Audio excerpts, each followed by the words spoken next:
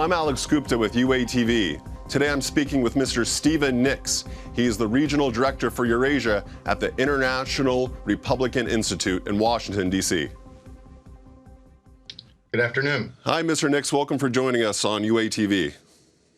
Thank you for having me. IRI did a survey which found that 72% of Ukrainians surveyed thought that the country was not headed in the correct or right way. What are the reasons for this? Sure. Well, first of all, IRI does regular polling in Ukraine, regular national surveys, and our most recent survey showed that 72% of the respondents felt that Ukraine was going in the wrong direction. Now, there are several reasons for that. We think our analysis is this is attributable primarily to the economic problems that Ukraine has suffered as a result of the war in the Donbass, and also, in some sense, failure to enact some of the reforms that have been promised after the Maidan, and then finally, corruption itself. So the three main problems, according to our survey, is the war in Donbass, corruption, and the lack of jobs. And those are among the major issues that are driving these numbers. Do you think, though, that the country is on the right path compared to where it was about 2-3 years ago? Well, obviously it is. It's a brand new situation. You have a government that is committed to meeting the demands of the EU accession agreement that was signed with the European Union. And that's reflective of the public's desire to be a part of Europe. Ukrainians have decided their future is in Europe, and you've got a government that is dedicated to that and is trying to do its best to reform and to address these concerns and move Ukraine closer to Europe. I know you've said in past interviews that the window is closing on the current government to really, get the public on their side. What could the government do to really bolster the support of the public?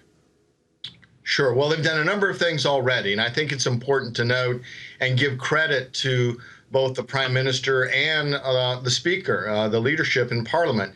Both the executive and the legislative branches have undertaken a number of important reforms that are not always recognized by the general public. And I would cite to the judicial reforms that were adopted early in the Prime Minister's tenure, the creation of NABU, the National Anti-Corruption Bureau, the statute that clarifies the role of the Procurator General, a number of other regulatory reforms that have taken place in Ukraine. And I think the government deserves credit for that. However, I do think there's a sense that prosecution, high-level prosecution of corruption needs to be accelerated, and I think you are going to see that from the government as well. We've had guests on in the past who have said that there are a lot of reforms. The government is, passing laws, but you're really seeing a problem on the implementation side of it. Do you agree with that? Well, to a certain extent. And again, these are far-reaching reforms, and they do take some time.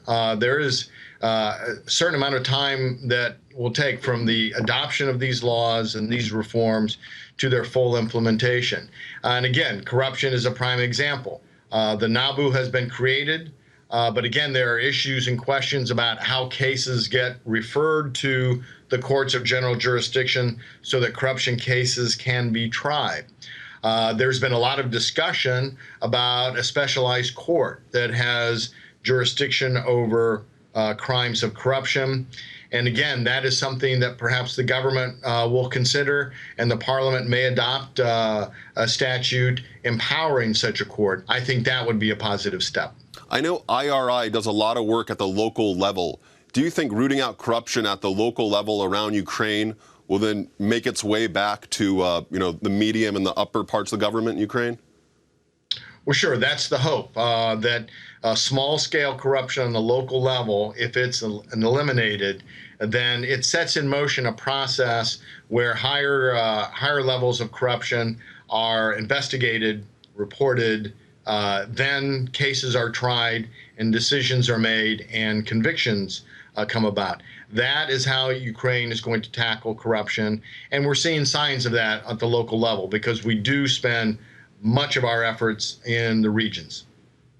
What about on the economic side? And that same survey that you did found that 74% of Ukrainians think that the economic situation has become worse than it was several years ago. Sure. Well, again, a lot of economic problems stemming from the conflict in the Donbass. And then you have other things like the hike in utility rates, a number of other things that make public opinion what it is. But again, I think that Ukraine has demonstrated, the majority of Ukrainians, when confronted with hikes in water and utilities, gas, electric, the majority have said they'll simply take steps to conserve energy. So Ukrainians are going to address this. They're going to take this issue on, and this issue will be resolved. But there are others that continue to arise with the economy. And all I can say is that we're in the field now with a new poll. I would suspect that this poll will show an uptick in public opinion in terms of the state of the economy. I think the economy is showing improvements in terms of gross domestic product, productivity, and I think that's going to be reflected in the next poll. I know IRI also found that, well, with the IMF, they're demanding that certain energy subsidies, which the government is supplying to its citizens, that they be, revoked. And there's a risk, though, that could stoke some populist sentiment. Sure. Well, let's remember that Parliament is under a lot of pressure. There are requirements that Parliament has to act stemming from the association agreement with the European Union. There are certain things that Parliament is required to do pursuant to the IMF World Bank agreement. It's a long list, and it's not an easy list. I think Parliament's trying to do its best. The Speaker has built a working coalition, and they are trying to do their best to move the country forward. I know IRI was very active in creating the e-learning platform. Would you be able to explain what that is? Yes, we're very excited about this. We've always had materials on the IRI website concerning Ukraine, but they've always been in English. So we've created a Ukrainian language website, and people can go to that website. We've got materials on our training so that people can see what we're training on. There's going to be videos of the training that we do in all parts of Ukraine. They're going to be posted, and lots of articles, lots of information about local governance reform, decentralization, political party training, preparation for the national elections that will take place in Ukraine. So a lot of material, and we're very, very pleased and proud that this will be in Ukrainian language. What are some other initiatives IRI is involved with in Ukraine? Sure. Well, we're helping political parties build up and build capacity in the off year, in the non-election year. And then we will continue to work in election years with political parties to help them with campaigns so that they can run effective campaigns throughout Ukraine. And in addition to that, we have a very substantial local governance program. And we have been able to open 2 years ago a second office in addition to our Kiev office. The second office is located in the city of Dnipro. We're able to do a lot of training with mayors and locally elected officials in eastern Ukraine at that training center. We're also bringing mayors and city council people to western Ukraine for training. And we're even taking them to places in Poland like Gdansk and Warszawa. So to expose them to the best techniques of governance, to increase government accountability, and increase the level of delivery of services. Have you seen civil society take a more active role in creating reforms and really looking for the government to make changes? Have you seen that? Yes, Ukraine is blessed with a very active civil society, and these are people who advocate for reforms.